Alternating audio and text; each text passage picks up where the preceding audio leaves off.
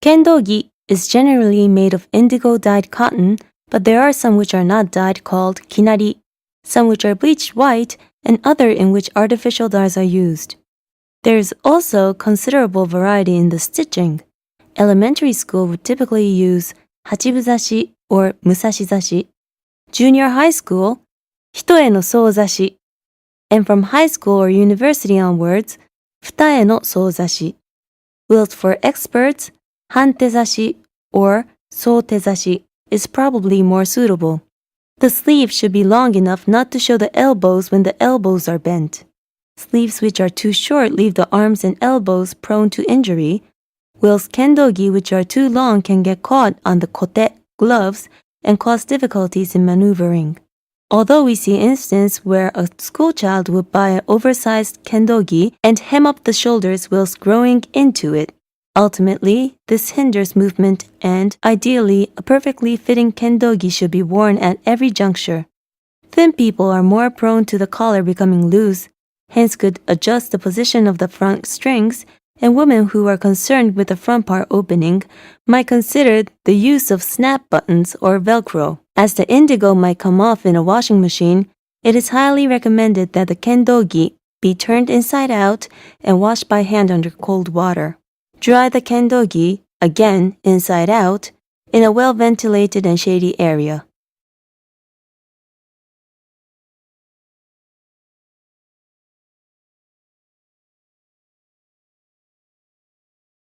It is recommended that lengthwise, the hakama reaches the bottom of the ankle when worn around the waist.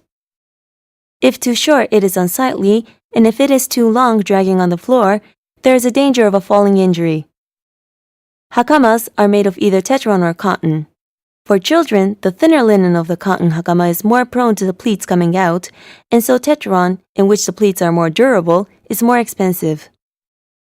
However, as there are more high-quality cotton hakamas available as you gain expertise, the cotton variety becomes increasingly more expensive.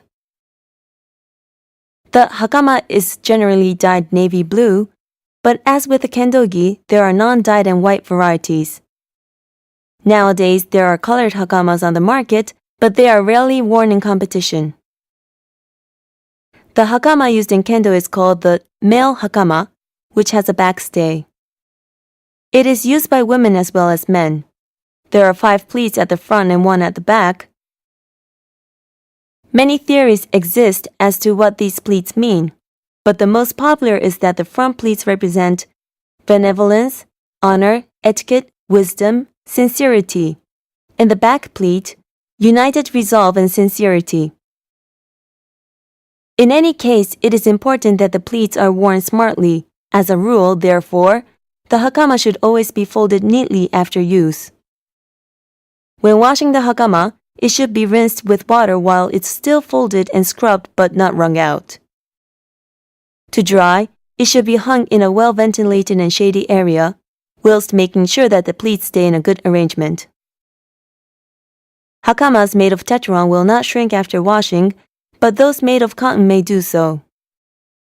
Some are designed not to shrink, but it is recommended to discuss this with a shopkeeper when buying the hakama.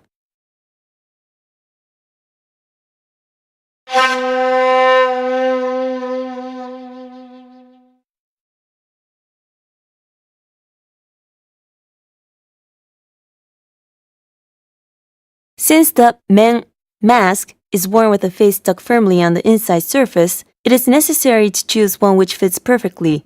Thus, it is important to have your size measured at the equipment shop at the time of purchase. The men no yokogane, horizontal grill, is slightly widened in the area of the eyes, called monomi. When the men is worn firmly, it is necessary to check that you can see clearly ahead through the monomi. Although many people recently seem to prefer a long men buton, mask blanket, it is not easy to use if too long, and if too short, there is a danger of being hit in the shoulder. It is recommended that the length from the tomekawa to the tip of the men buton is such that it goes just past the shoulder. There are 2 ways to fasten the mask string, fastening the chikawa either to the top, men no tategane, vertical grill, or to the fourth from bottom. Generally, the second method is used. For children's men, the third grill from bottom would be used. As for maintenance, the inside of the men should be wiped immediately after use with a dry cloth or tightly wrung hand towel and hung to dry in the shades. Many people use disinfectant spray in addition to drying, as the men is prone to bad odors if bacteria are allowed to spread due to sweat and other waste materials.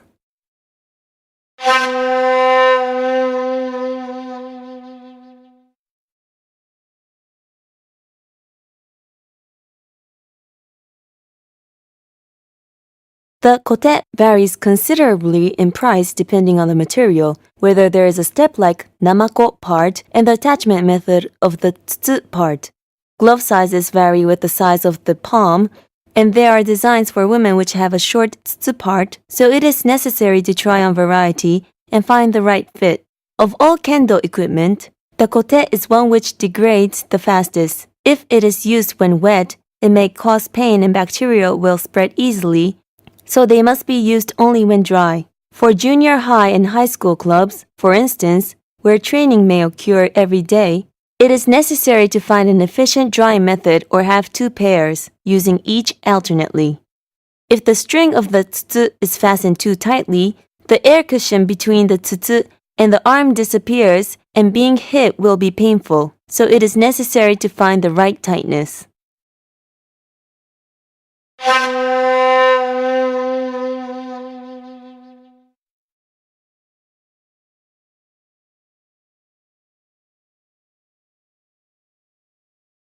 The tare varies in price according to the fixing mechanism and decorative string, but it seems there is little variation in function.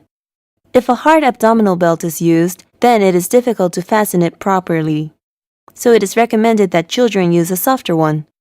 In addition, the wakihimo armpit string is better fastened tightly if it remains flat, so it must be neatly folded after use. The do varies in price according to the material used for the do-dai breastplate and the decoration of the do-mune. In general, it is common to use a do with bamboo-fastened cowhide and a lacquer or artificial dye finish. But for children or in cheaper adult products, artificial resin and fiber variants are also found.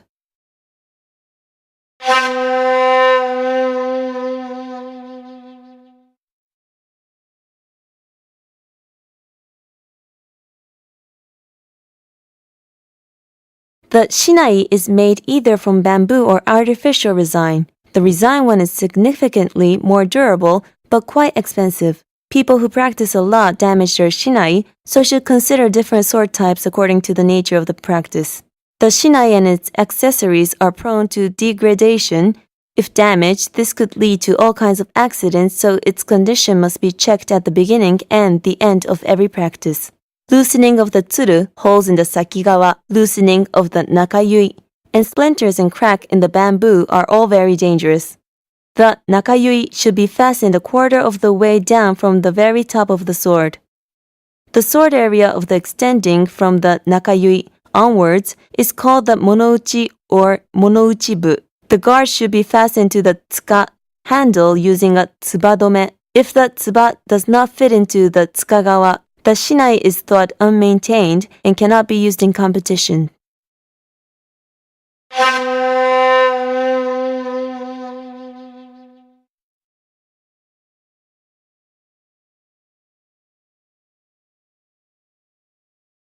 When bokuto is used in Japanese kendo style, Nihon kendo gata, it is used as practice swords and for understanding how to use the sword. The price varies with material, but for kendo, red or white oak is most suitable. For elementary school students, a tachi, long sword, is adequate, but from junior high school students onwards, a kodachi, short sword, should also be acquired for further learning.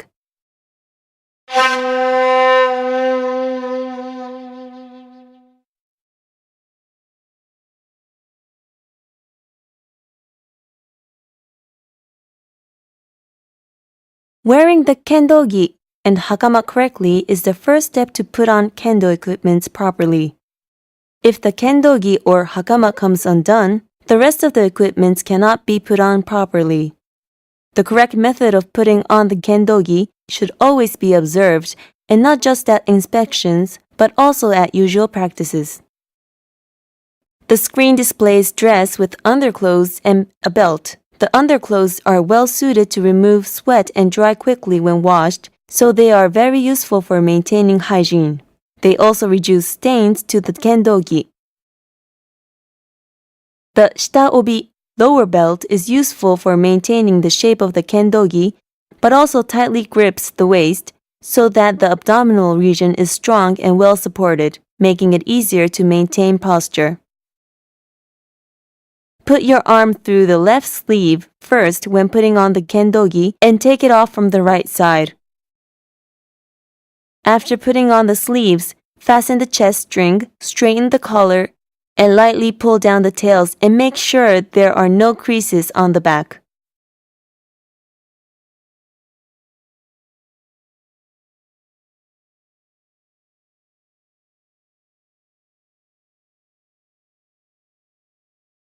The hakama is worn with the backstay at the back. First, hold the front belt with both hands and insert the left leg, then right leg. The belt should be placed just above the hip bone taken around to the back, crossed and tightened, then exchange hands to bring it back to the front. Cross it over at the left hip. Exchange hands and take it around to the back again. Then tie it in a ribbon.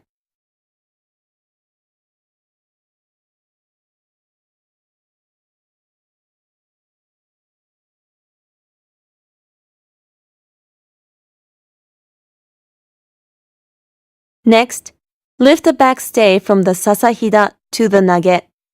Insert the plastic spatula into the front belt. Bring the back belt forward while sticking the backstay firmly to the bottom of the spine.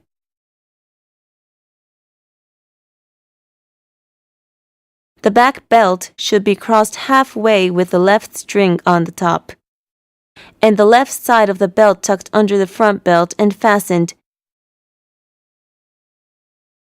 with any protruding remain sandwiched into the belt or either side of the waist.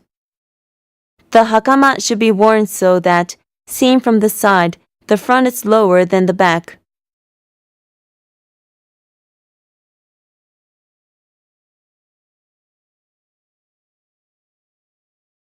When taking it off, start from the right foot.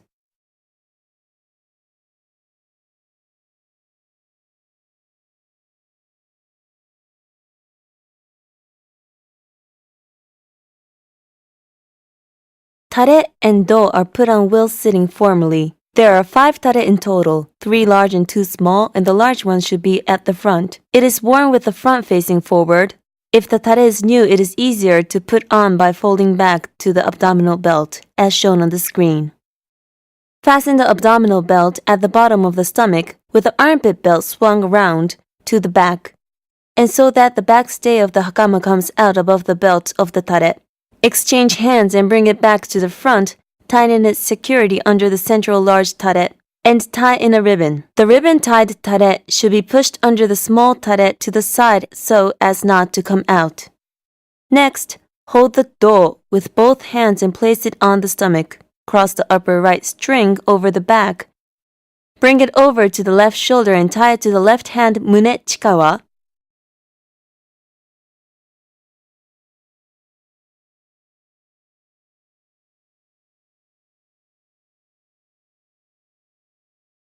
Similarly, tie the upper left swing over to the right shoulder and onto the right hand mune chikawa.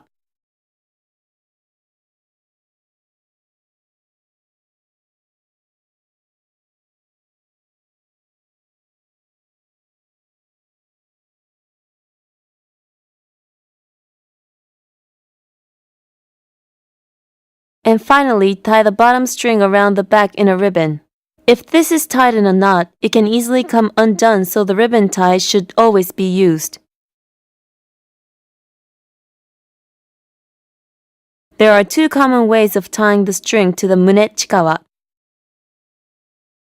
Firstly, threading the entire string through the chikawa.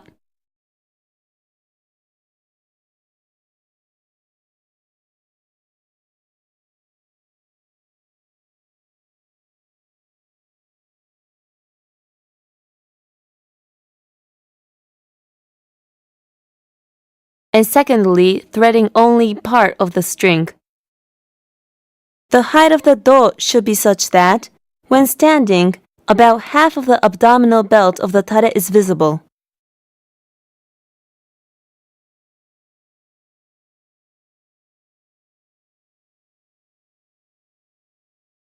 Three ways of putting on the tenugui will be shown.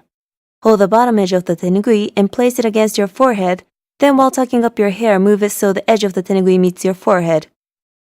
Next, pull the tenugui with your right hand and change the hands in front of you, then take it up to point just above your left ear. Take the other edge in the same way to a point just above your right ear. Pick up the triangular part in front of your face, then fold the corner back so it sticks to your head. Your ears should be showing at the end. Take the top edge of the tenugui, hold the middle of the bottom half between your teeth, and slide it to the back of the head. Roll up the left-hand side, then the right-hand side, then fasten both sides over the forehead.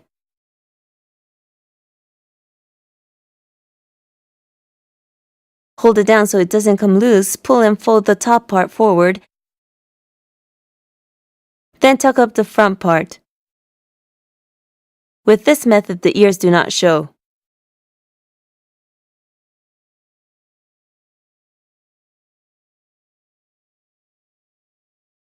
Spread out the tenugui and fold it in half vertically.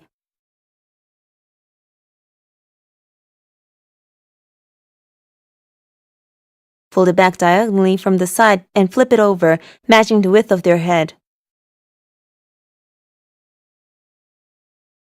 Tuck the upper folded part into the double layered part and put it on with the thicker side facing forward. With this method, the ears are again hidden. This method is suitable for small children or beginners. It is easy to do, but it should be remembered that ultimately it is informal and one of the other two techniques should be mastered.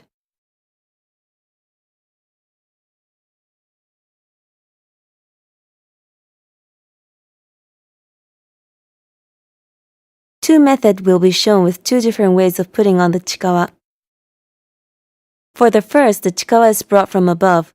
Place your chin firmly in the men.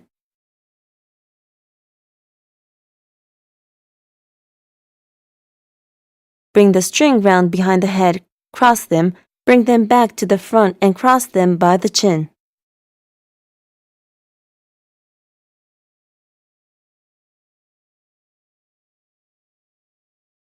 Take the string again to the back of the head and cross them, then pass the string through the very top of the mengane grill.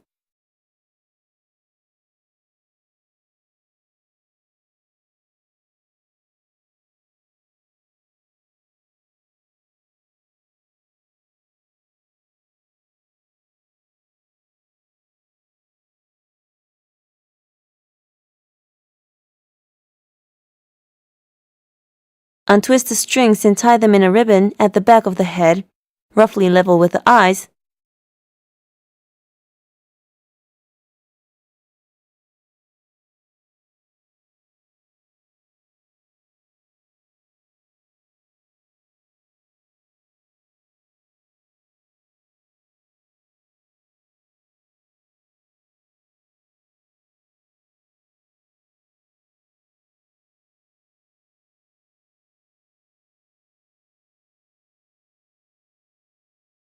To finish, pull the menbuton and leave a slight gap around the ears.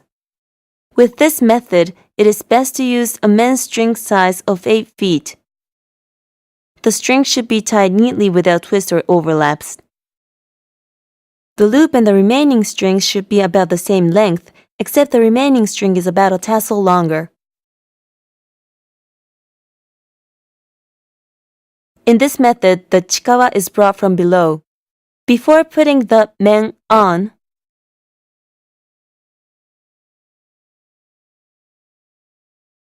the string should be crossed through the back, and then pass it through the top of the forehead, then take it to the back. Use a finger to hold down the string at the back so it does not come loose, then put on the men. Place your face firmly onto the inside, tie a ribbon at the back, then untwist the strings.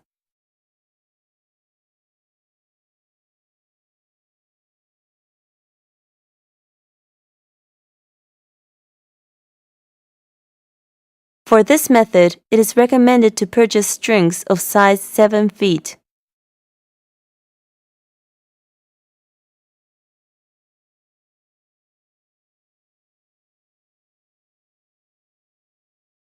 The left kote is put on first.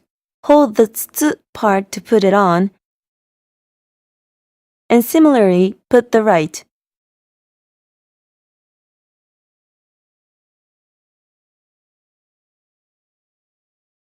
When taking them off, start with the right.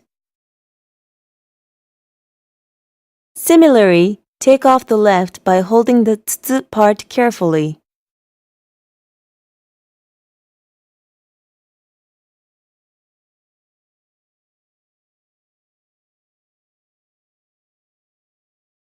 Find the knot behind the head and untie it. It is incorrect to pull it off with the bow still fastened. Gather the string in front of your face and then take off the men. Before placing the men on the floor, take the tenugui off your head and place it in the men. Place the men on top of the kote. Refold the tenugui and place it in the men.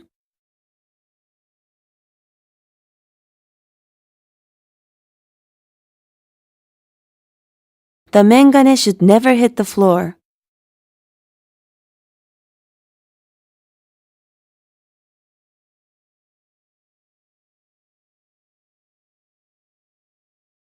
First undo the bottom string of the do, then the string on the right, then left chest, and remove the do and place it beside you. Raise the large tare part and undo the belt. Place the tare as shown in the screen. Make a knot of about 1.5 times the size of the width of the tare belt. Fold it back at about 45 degrees and fold it in. Put it back in the knot of the abdominal belt. Roll it once and fold it back into the knot, and put the belt around the knot.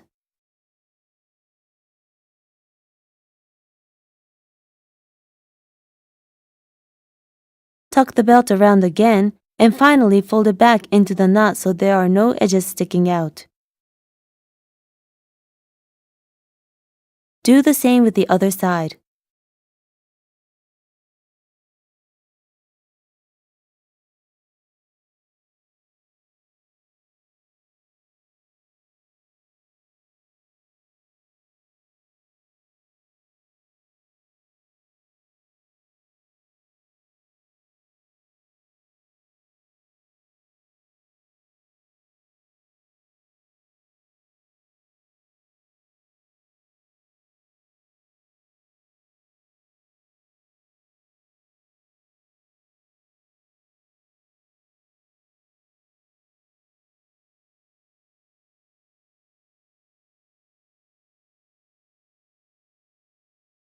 Put the tare down with the abdominal belt facing forward and put the do on top.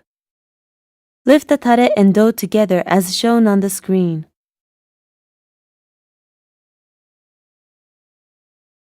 Then make a cross on the center of the tare and bring it back to the inside of the do.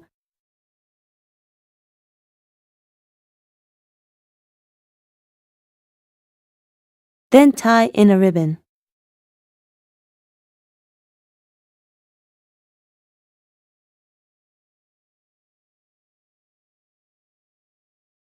The lowest string of the do should be pulled and wrapped from the top to bottom, wrapped round so as to hold down the edge of the abdominal belt, then fastened so as to slightly wrap around the upper edge of the do. Do the same with the other side.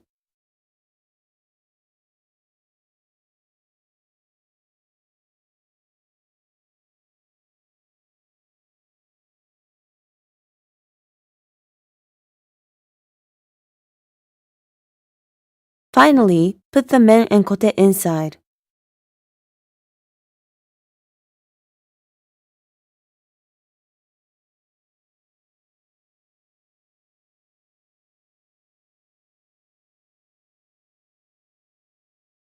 Also, there are several ways including wrapping it around the large tare on the side, or wrapping it around the center large tare,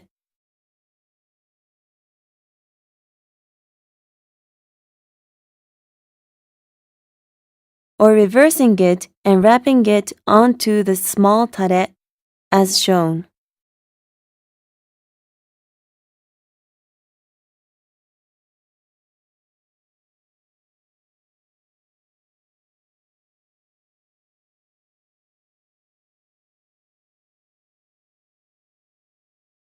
Place it on the floor with the front facing up.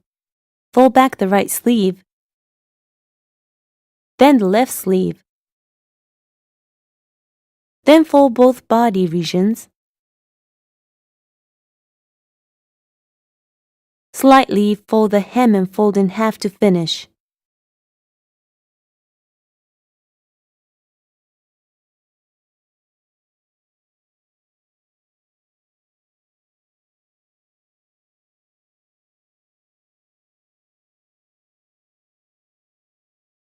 Place it on the floor facing backwards.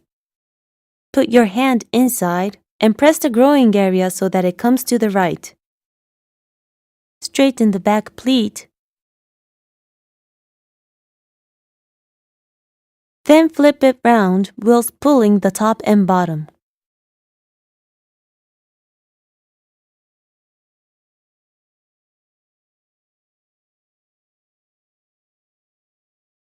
Straighten the 5 pleats at the front.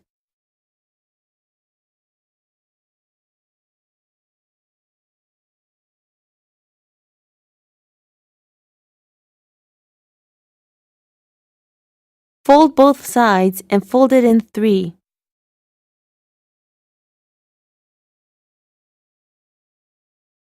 There is also a method whereby you slightly fold back the hem as shown on the screen.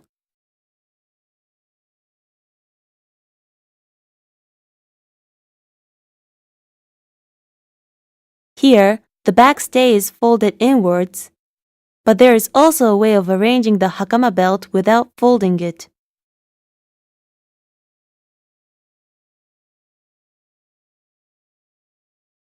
When dealing with the hakama belt, firstly, fold both front strings in 4 and cross them.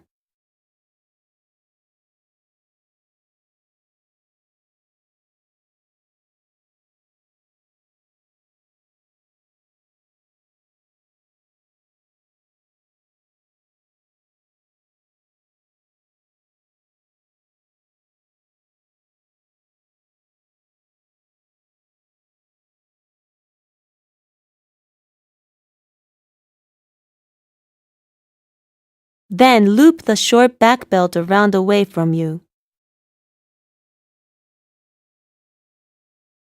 Wrap the left hand belt onto the belt on the left, and right hand belt onto the right. Then put it out on top.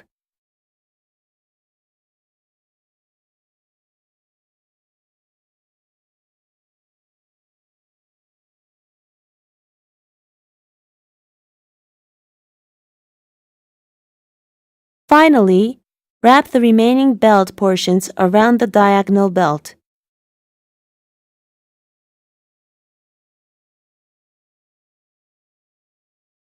The hakama should be folded about the same size as the kendogi.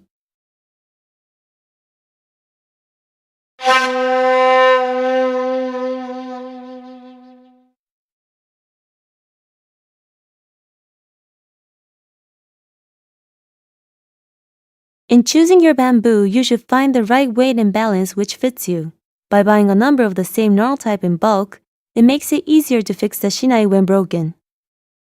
Other points are to choose the one which are as straight and square as possible at the end and which are evenly packed. Some things which can be difficult to check in the shop, such as wormholes, crack and splinters, should be checked for immediately after leaving the shop. First, remove the string which wraps the bamboo and insert a tsukagawa. When buying a tsukagawa, it is important to bear in mind that, aside from differences in length, there are also variations in thickness, so it is advised to buy the one which suits the shinai length and that of your arm.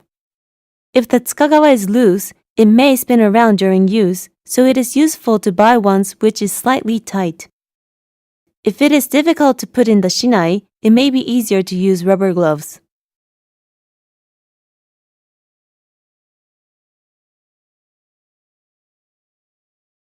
Next, bend the end and file down the corners. Put some oil on the file part.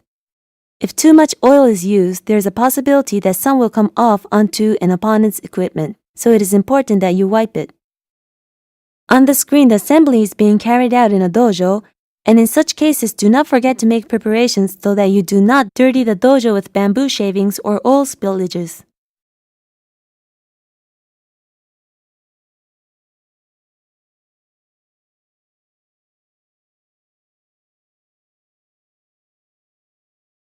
Next, attach the tsuru to the sakigawa. Make the hole bigger with a bokken, then thread in the tsuru.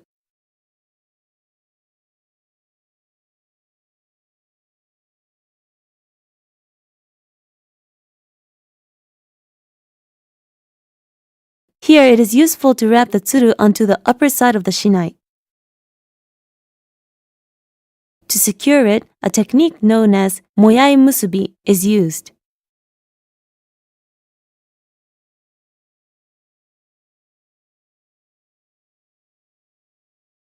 Make a loop around the longer tsuru, pass the shorter one through it, under the longer one, back to the top and through the loop.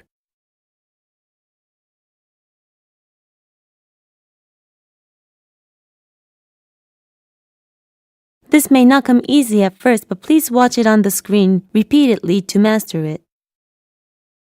It is also possible to use a small piece of leather instead of a loop.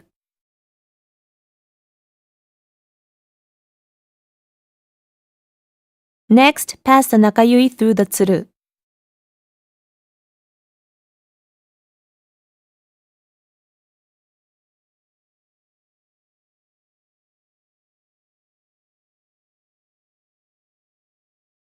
Then attach the rubber tip to the end of the shinai.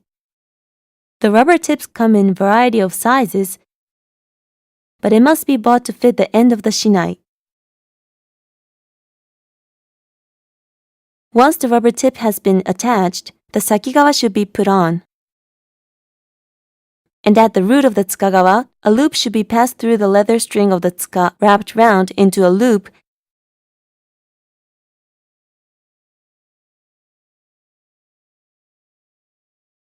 and pull down onto the root of the tsuka. Wrap it clockwise round the root of the leather string, pulling it tightly.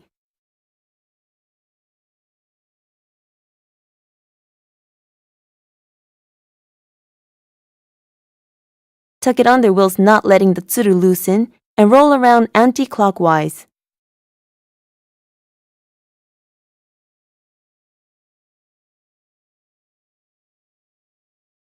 Finally, tuck it around the wrapping tsuru, then around the vertical tsuru, and fasten it so it does not loosen.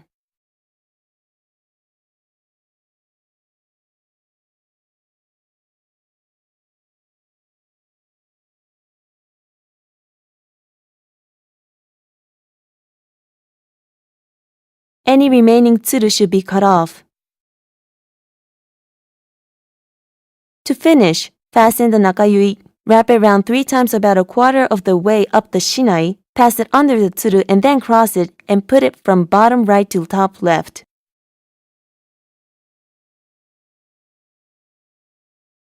Push it through the nakayui and then from top right to bottom left, thus wrapping it round 3 times and having fastened it tightly, cut off any remaining nakayui.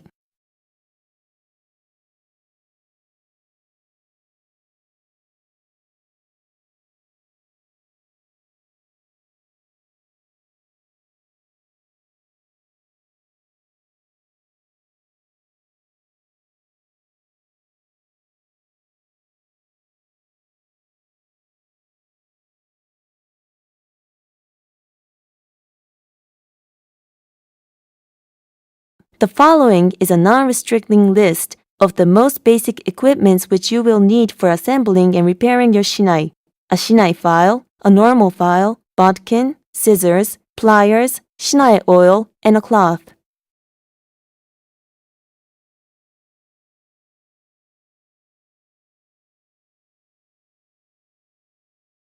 If a splinter appears on the shinai, spread out the shinai and remove the splinter.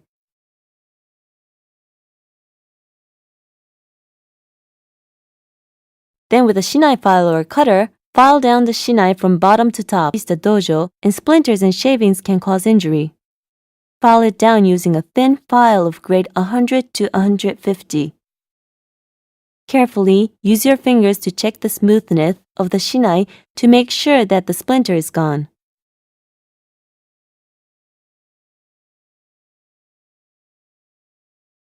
The filed bamboo sticks should be oiled and then wiped. If the bamboo has been split or fractured, then this cannot be repaired. Such pieces should be removed and replaced.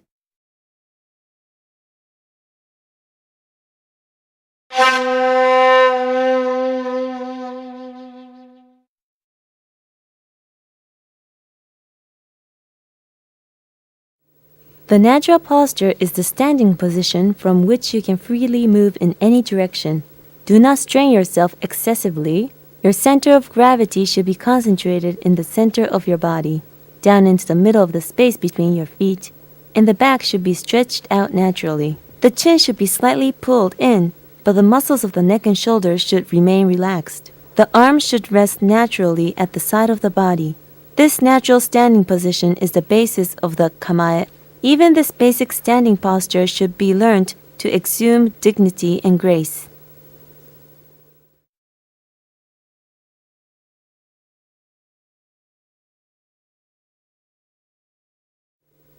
There are two types of standing bow used in modern kendo.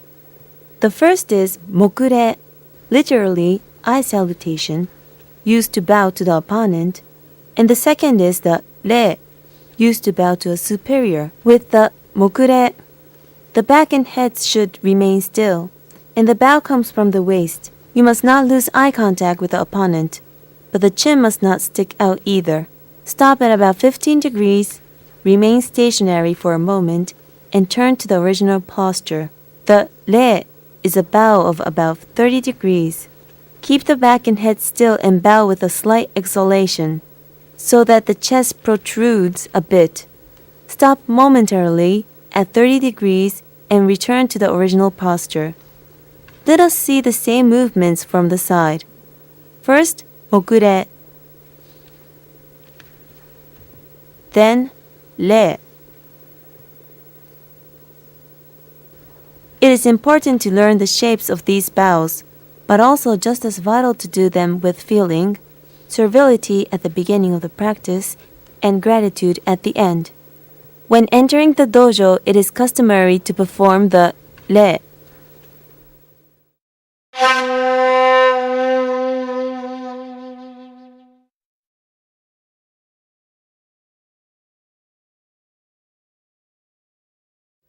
This is a standing and sitting motion in 3 movements.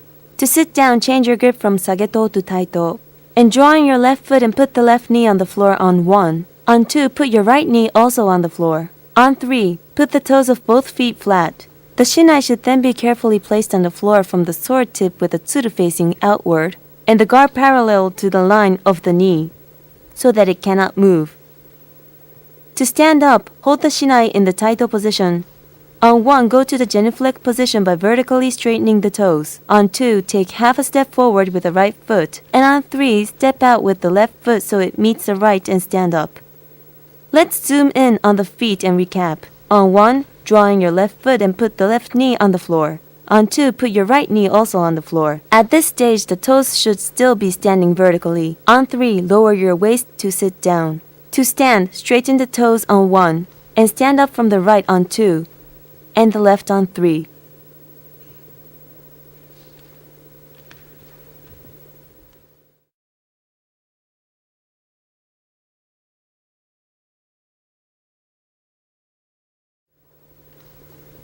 To sit or stand in motion, the previous 3 motions are carried out in one breath. Here, the method shown involves arranging the hems of the hakama before sitting down and moving the shinai from the left to right side before placing it. To stand, do the above motions in reverse.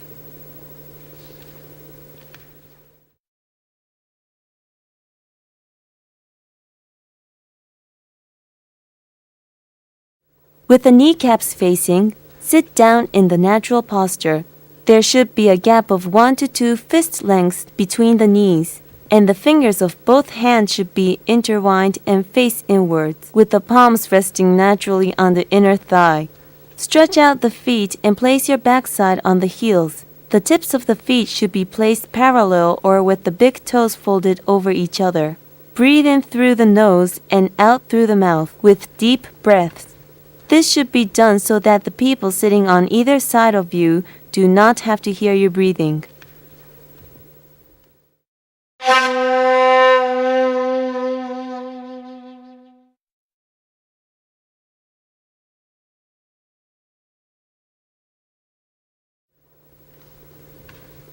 From the formal sitting position, bow gradually forward as if resting the abdomen on the thighs. Following that, slide naturally onto the thighs and land on the floor from the fingertips. Put the thumbs and the index fingers on both hands together and lower the head, aiming the nose towards the center of the resulting triangle. Do not raise your backside.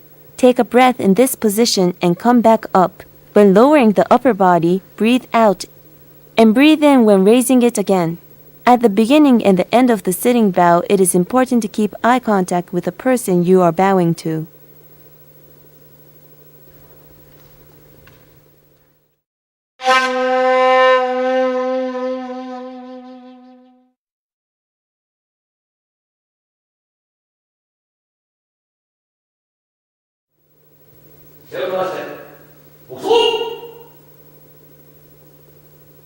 It is customary to carry out mokso, meditation, at the beginning and end of every practice. In the formal sitting position, close your eyes gently and put your left hand on your right hand. Put your thumbs together gently to form a circle and drop them into the bottom of the abdomen. The eyes should be partially closed so you can see 2 to 3 meters in front of you. Breathe in through the nose and deeply exhale through the mouth. This should be done so that the people sitting on either sides of you do not have to hear your breathing. You will probably not be able to achieve the plane of pure spiritual existence in a short time, so wish to contemplate your aims at the beginning of the practice and reflections at the end of it. At the command of Yame, quietly open your eyes and place your hands back in the position of the formal sitting stance.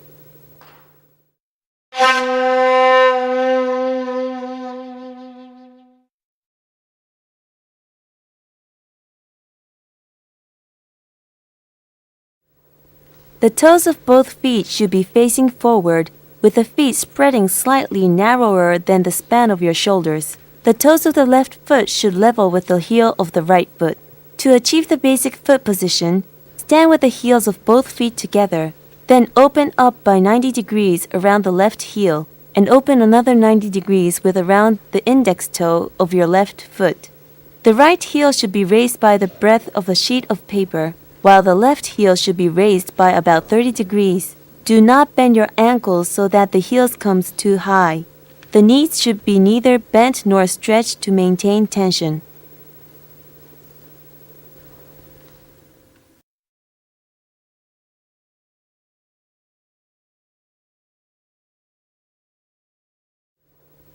To correctly hold the shinai whilst in chudan posture, hold the hands together in front of the abdomen with the fingertips forward. Then move the right hand forward and the left hand in front of you and grip lightly with the palms. The palms of both hands should be facing inwards.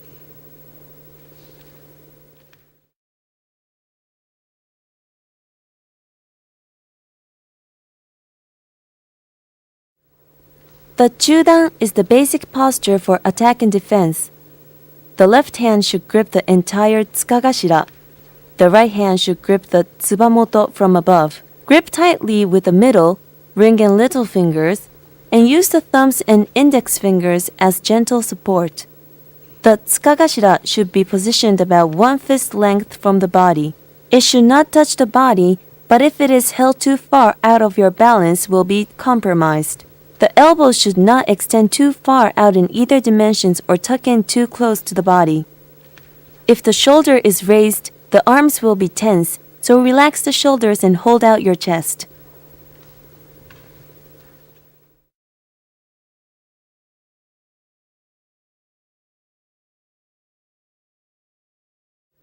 The point of observation is known as enzan no metsuke and involves concentrating on the opponent's eye whilst maintaining observation of the head region and the rest of the body.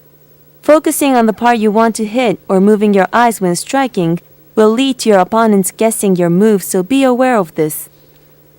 The shinai should be angled at the height roughly level with your neck. Facing an opponent, the shinai will be held straight in the vertical plane which lies between the eyes. With fast-moving youngsters, it is common to see the shinai angled slightly lower.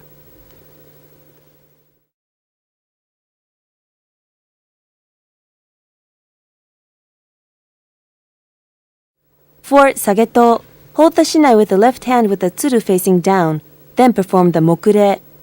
Draw in the shinai to the left waist for the taito position, and on 1 place your thumb on the tsuka while taking a step forward with the right foot. On 2, take out the shinai from above with your right hand whilst holding the tsukagashira with the left hand and sonkyo. And on 3, stand up and straighten the left foot for the chudan posture. For osame, sonkyo on 1 with the left heel. 2, let go with the left hand and spin the shinai from above with just the right hand and with the tsuru facing down. Stand up in the taito position. 3, take a step back with the left foot. Go into the sageto position and mokure.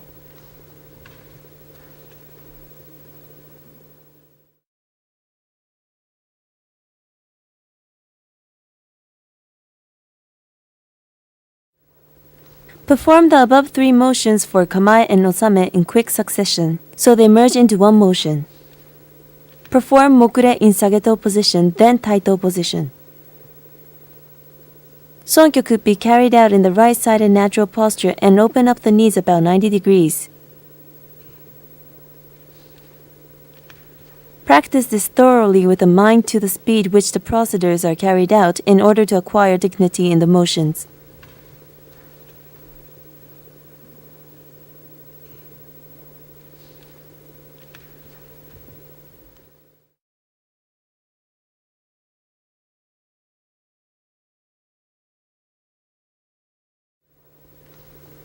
If a judge's discussion is required during a match, the kamae and osame perform the mokure, then taito posture. Then take a step forward with the right foot while placing a hand on the tsuka. Remove the shinai from above and assume the chudan stance.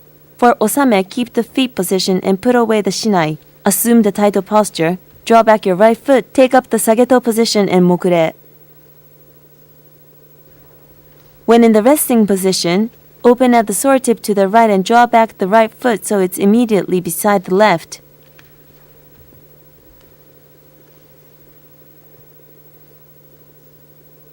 When order of kamae, smoothly put your right foot forward and assume the chudan posture.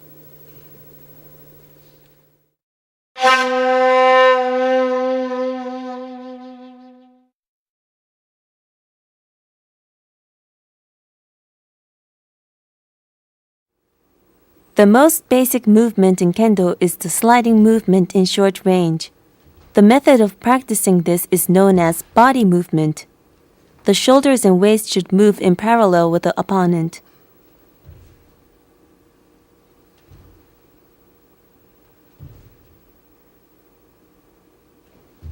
When moving forward, the left foot should act as the pivot foot and push on the floor, the force of which will push out the right moving foot. The main points are 1. Not to lose your posture. 2. Not to move the sword tip. In short range attacking footwork, the movement is small, but it is important to take large step in preparations for practicing stomp as you step in footwork.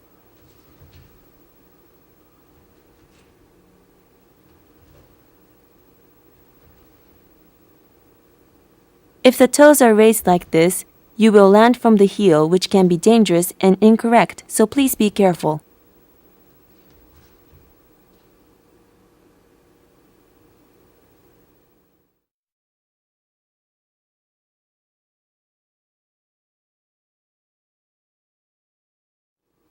Repeat the steps of body movement, 2 at a time for 8 counts.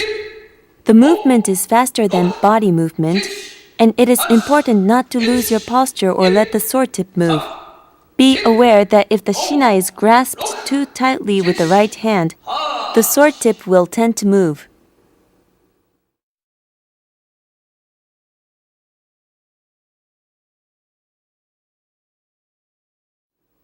For this type of footwork, the body is moved diagonally forward to the left and right in opposition to the opponent.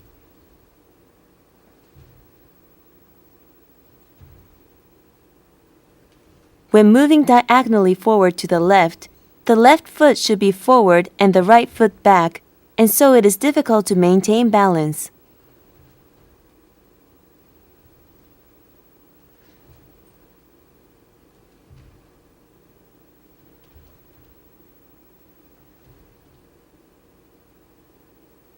The right heel is raised in this case. Spinning after placing your foot in this way is incorrect.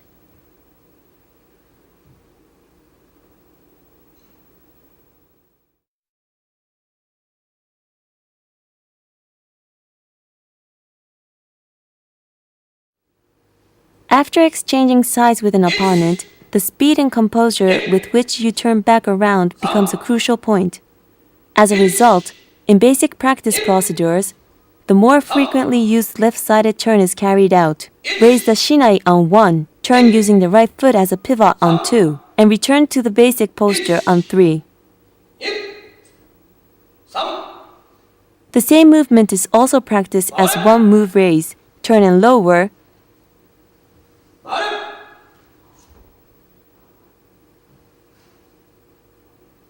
It is incorrect to turn with the heel.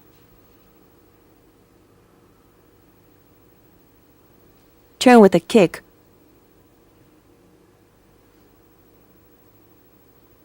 Or reposition your feet after turning. And you must not loosen your grip.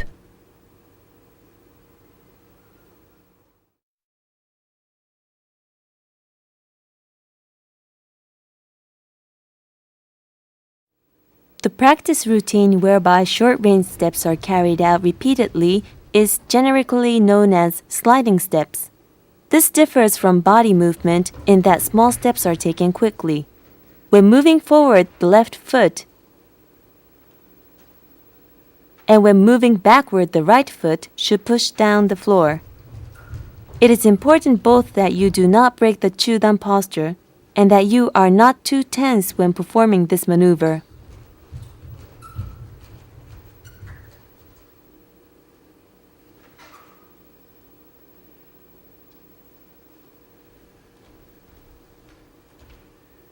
It is incorrect to raise your toe and land on the heel.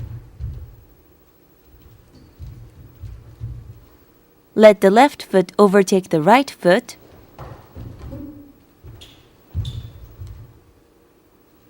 Move with your legs spread apart.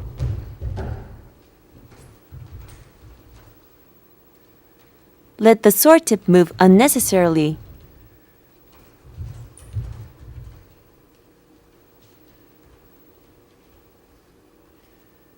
Or drag the right foot when moving back. When moving back, it is useful to use your right foot as if hopping backwards.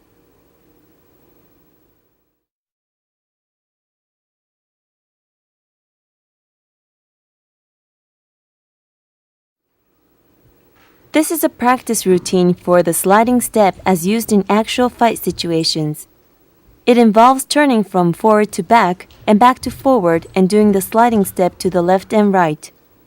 It is important that the chudan posture is not broken at any time.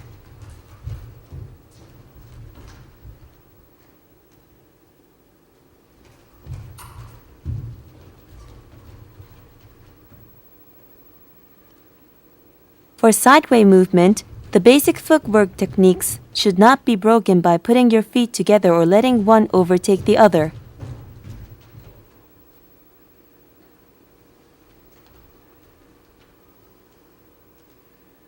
When turning from forward to back, the right foot should be used as a pivot to turn to the left. And when turning from back to front, The left foot should be used to turn to the left. Practice this to turn without losing your balance.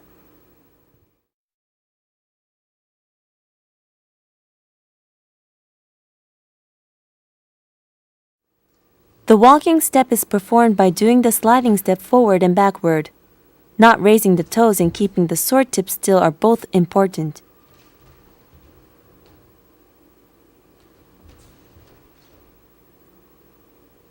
Be aware that if the pelvis is moved as in normal walking, your stance will sway sideways, which is incorrect.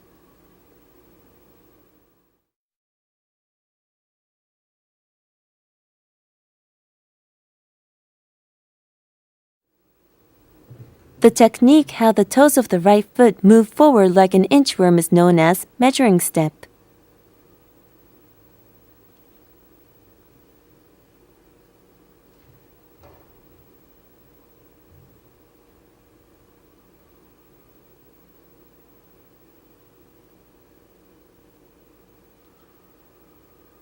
The technique where the right foot remains stationary while the left foot moves forward to come level with it is known as joint step.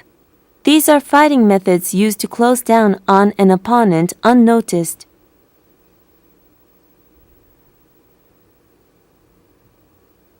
As shown here, it is possible to use the measuring step to advance the right foot, then use the short step to close the distance in this way.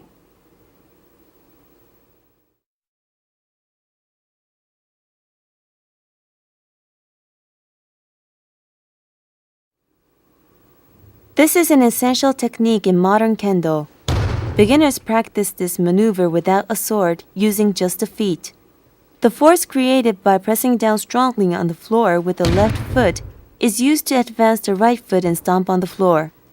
The right foot should be lifted off the ground as little as possible, and the base of the foot and the floor should remain parallel as much as possible, so that the knee is used to advance. After the right foot has landed, the upper muscle of the right knee should be used to pull the left foot forward. It is incorrect to fall forward.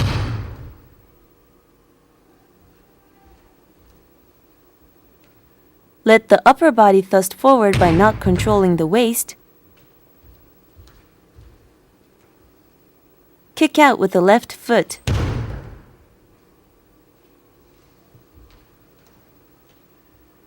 Raise the toes.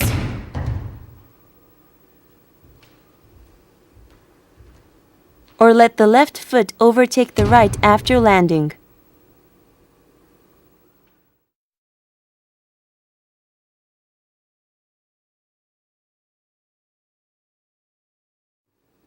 This stomping footwork within the sliding step. Here only one stomp is carried out, but when practicing, it is useful to learn to cover longer distance with 2 or 3 stomps in successions. It is incorrect to put the left foot forward before carrying out the stomp, or take a large step before the stomp to make the timing easier. This technique should be practiced so the stomp is carried out within the natural flow of the slide step.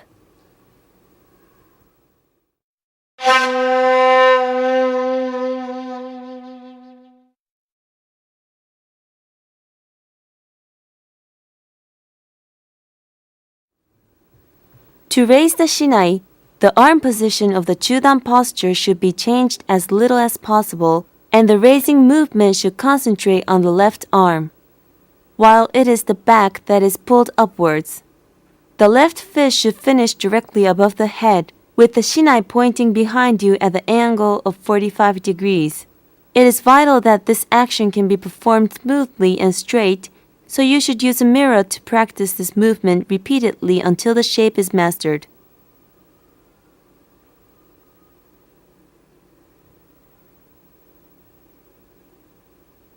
Raising the shinai with an overly extended left arm is a superfluous motion, as it only means that the basic posture has been further deviated from.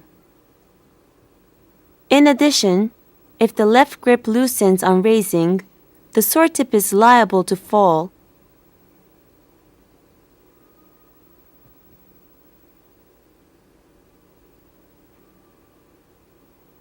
while if the right hand is used in raising, it will veer too far to the right. These are points to be avoided.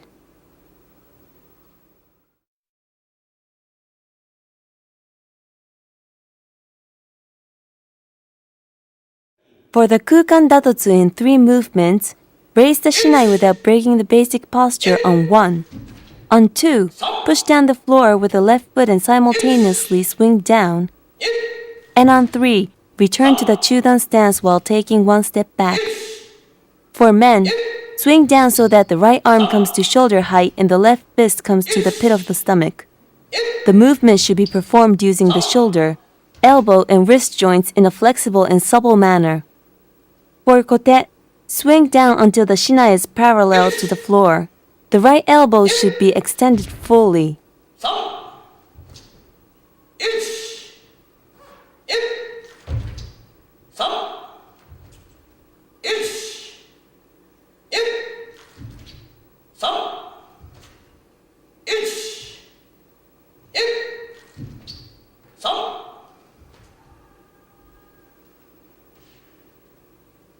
For do, turn the wrist while the shinai is raised above the head. Then slide the left fist up to the right when swinging down and strike. The sword tip should be slightly to the left and not directly in front at the end of the swing.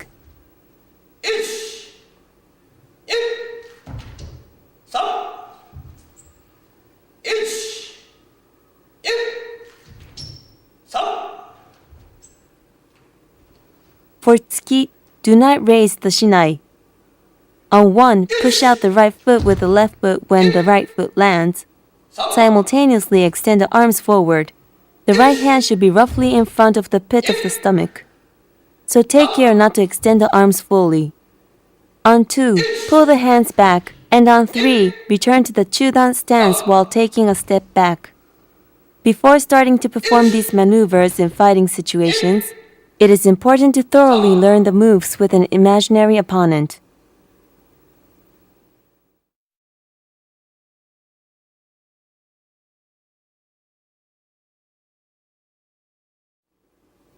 The 2 motion strikes involves condensing the 1 and 2 movements of the 3 motion strike into 1 smooth movement. Do not put too much strength into the raising of the shinai, lifting it smoothly and striking swiftly and sharply.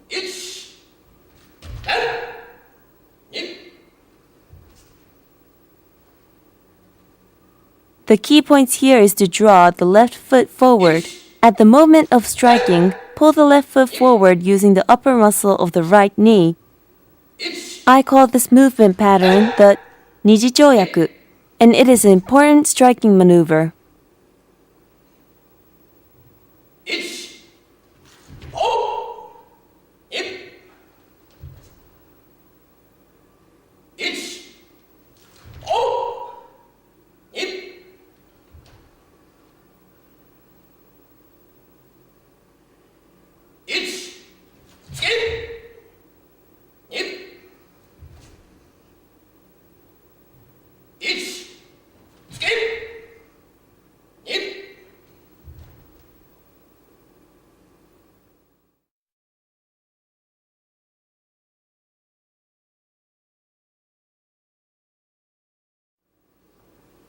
The 3 motions are condensed into 1.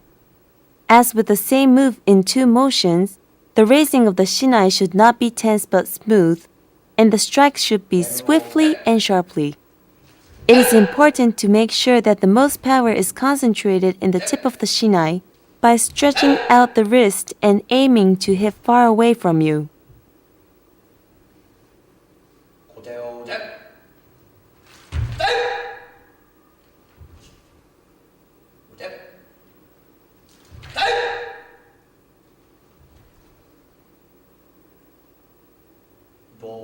For the do strike, be careful not to let your hands stick together when raising the sword.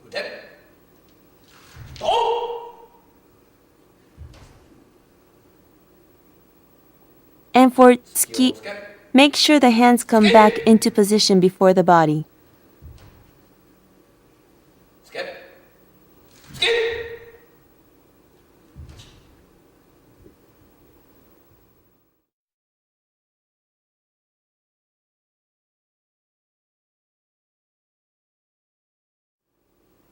The left and right men strikes in 1 and 3 motions are introductory lessons for progressions to the kirikaeshi.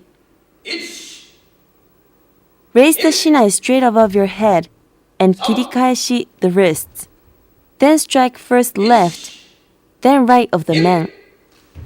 When you're facing your opponent, your right hand side is hidari, left men, and left side is migi, right men. When performing this maneuver, the left fist should not stray too far from the vertical plane.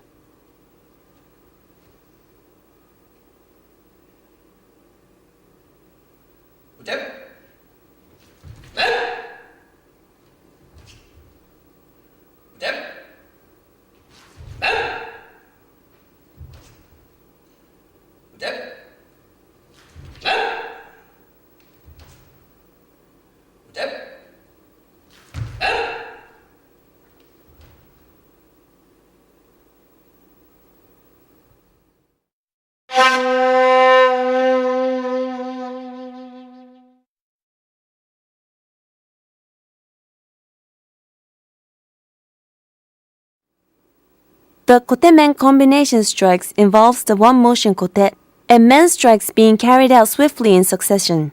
The important point of combination strikes is the drawing of the left foot and the relaxing of the muscles between strikes. Drawing the left foot in at the moment of striking enables the correct posture to be assumed for the following strike. In addition, if the arms are not relaxed immediately after the first strike, the raising of the shinai will be awkward, so this is something to bear in mind.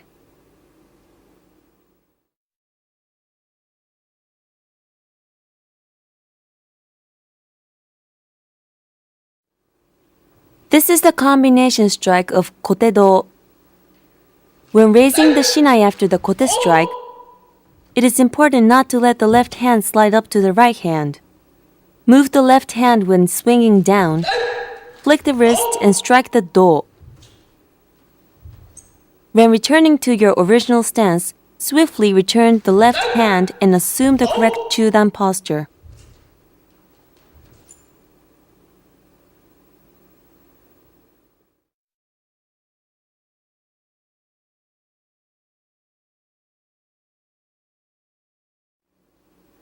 This is the combination strike of kote-men-do.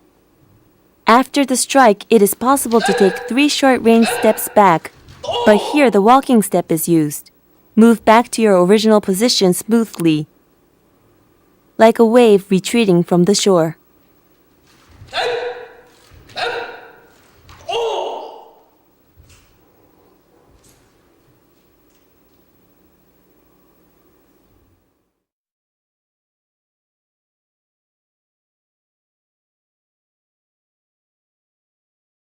The repetitive men strikes are carried out with the 3 as you advance and 3 as you retreat, so 6 in total. To finish, take a small half step back to return to the chudan posture and zanshin. It is especially difficult to harmonize the timing of the hands and feet on the retreat strikes.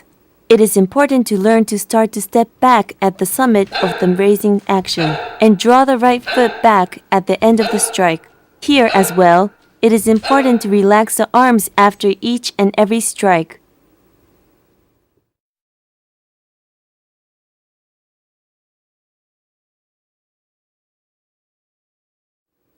In this technique, the same movements for the repetitive men strikes are used to strike the left and right sides of the men.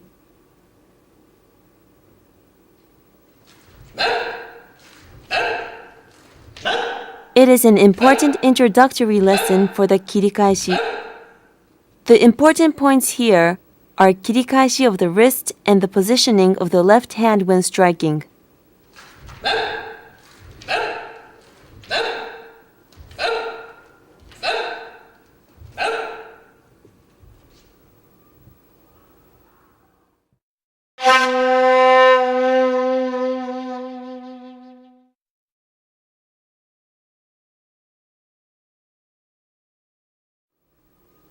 The up and down swing is the most basic of suburi. Raising the shinai high above the head, swing down gently using the shoulder joints, so that the tip of the shinai ends up just below knee-high. With a back grip, it is impossible to swing correctly to the knees whilst maintaining the correct posture. It should be carried out without relying on strength, as if smoothly splitting the air in front of you with a razor blade.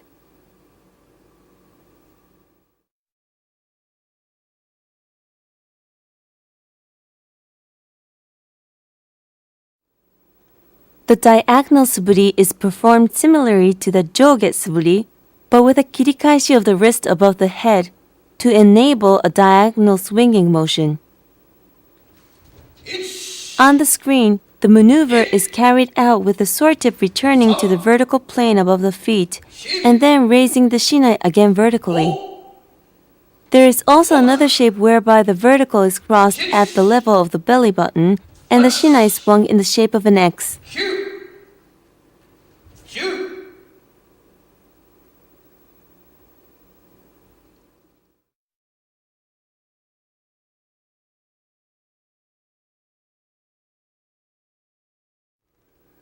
The men strike with a step forward involves the one motion central men strike being carried out repeatedly in quick succession. It is important to concentrate on the sword tip and swing fully for each and every strike.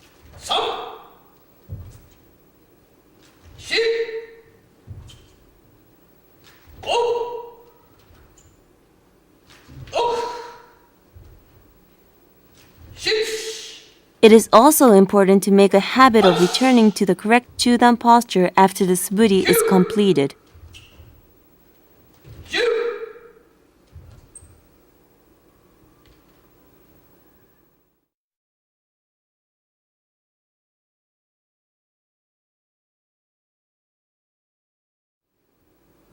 The men strike with steps forward and backward technique involves combining a retreating strike into the men strike with a step forward. The forward and backward movements should endeavor to be as large as possible without losing a good sense of balance.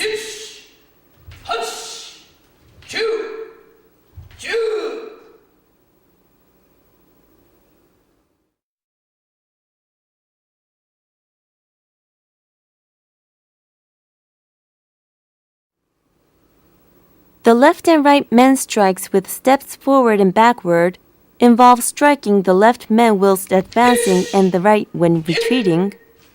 For the raising of the shinai, you can either do as shown on the screen, following the path of the left and right men strikes, or follow the vertical plane and raise it straight. There is also a technique whereby the left and right men strikes are carried out whilst taking 2 steps at a time, called Nihogata 2-step type.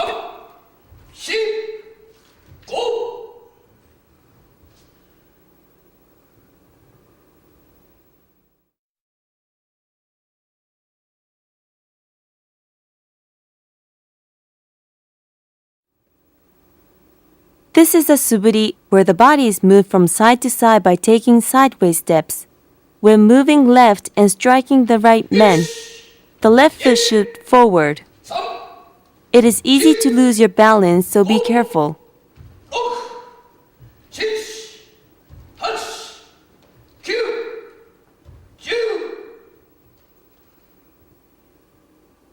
If the shinai is raised at the same time as stepping outward, your balance will be compromised and the swing will also be affected.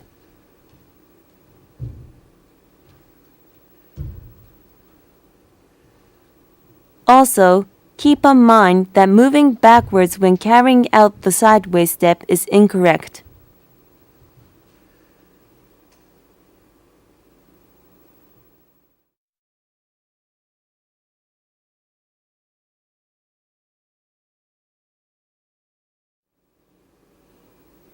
This is a suburi where you spread your legs out wide sideways and swing so that the power is dropped into the lower regions of the abdomen.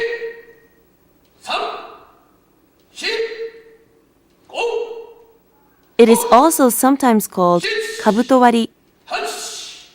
It is said that with this technique, it is possible to nurture courage and spiritual energy.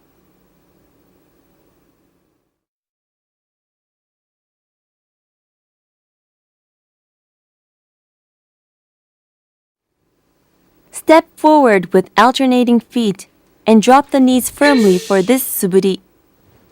It is important to tense the back and abdomen so that your posture does not incline forward. It is also useful for developing your leg muscles and balance.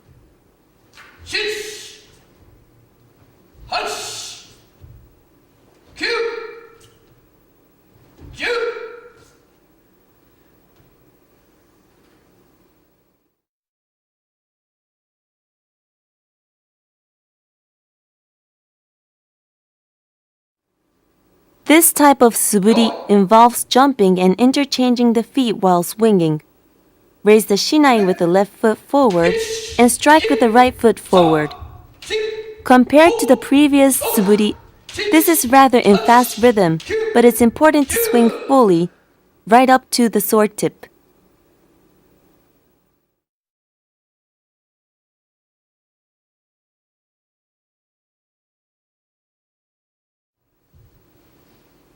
For this suburi, the feet are together when raising the shinai, and when striking,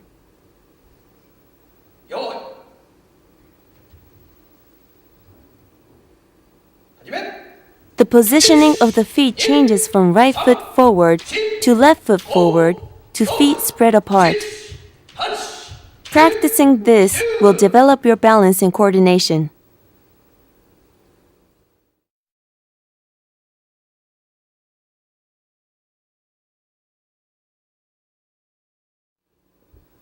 This is a jumping suburi where the feet must land in the order of right, then left when advancing, and left then right when retreating. This suburi is known generally as hayasuburi, fast suburi.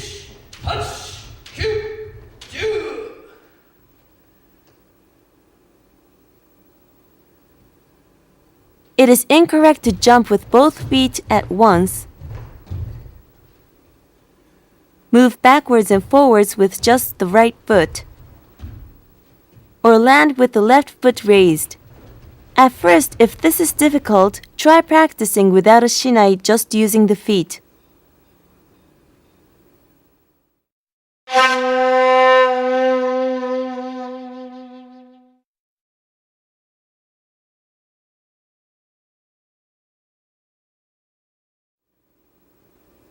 This is a kukan datotsu, using a stomping footwork. From a firm kamae, call out loudly, and then gently raise the shinai and strike sharply.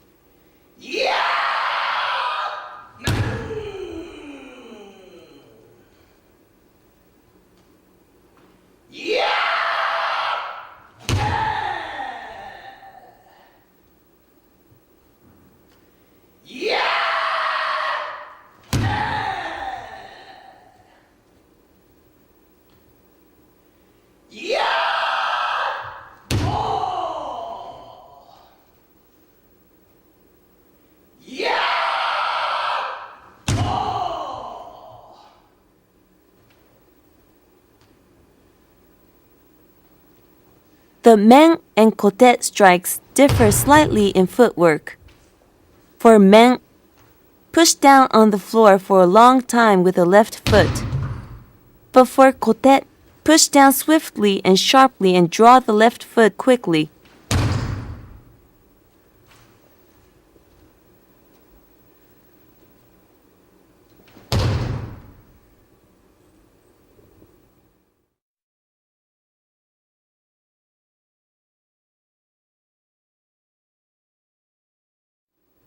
This is a repetitive kukan datotsu, using stomping footwork. Make sure the shinai is raised fully and swung down fully right up to the sword tip. Beware that if the drawing in of the left foot is done badly, your balance will be affected.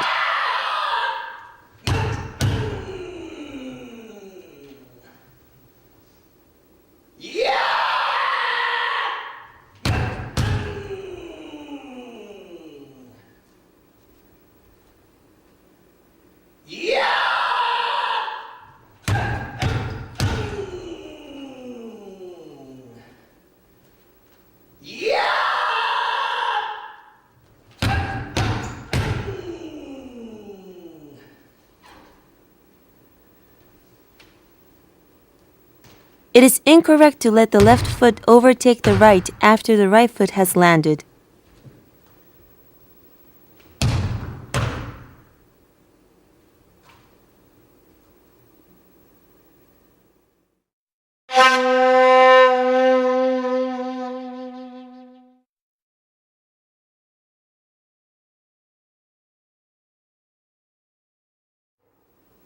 When you have acquired a good repertoire of kukan datotsu,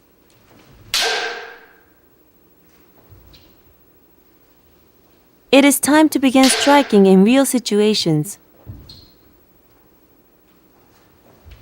Practice the men, kote, do, and left and right men strikes in one motion facing your opponent.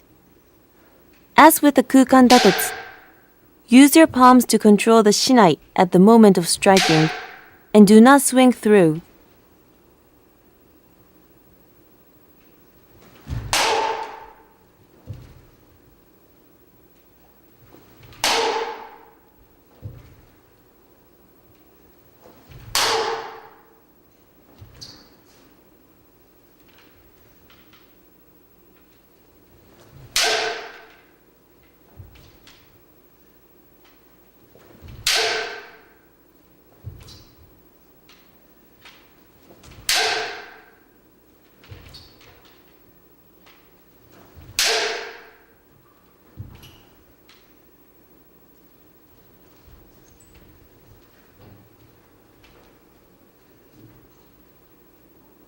The order of strikes is men,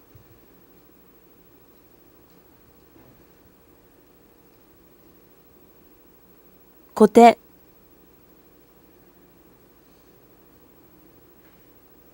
do,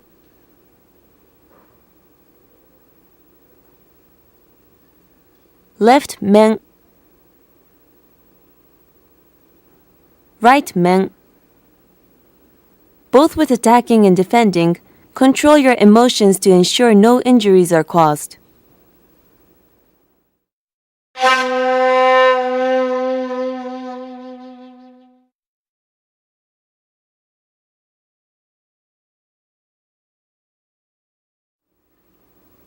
Now, these are striking maneuvers using the stomping footwork. After striking, retreat with sliding steps, not to lose your posture.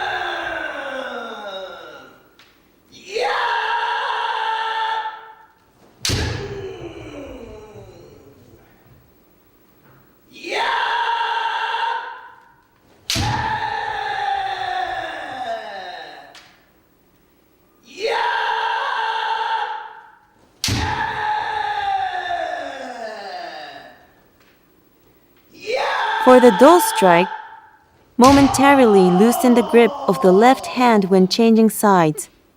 But after positions have been exchanged, return the sword tip in front of you to the zanshin posture.